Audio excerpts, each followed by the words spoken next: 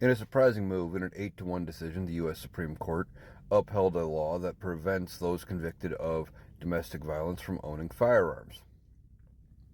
Um, which is a good thing. That's a great thing, but there's a lot of confusion as to whether or not this court would actually do that.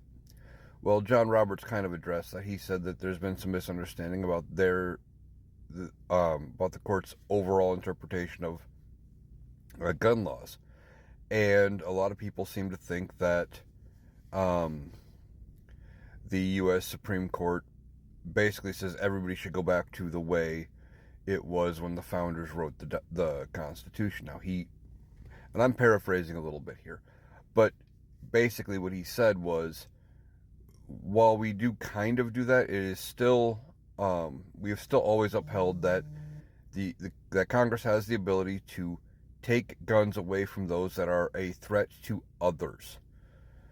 Which is, I mean, that's a good thing, and I agree with that point. Congress should have the ability to take guns away from those that are a threat to other people. But he also said there are some other cases that are before the court that could, that will be reviewed, and they may rule differently, including whether or not felons can own guns and whether or not drug users can own guns.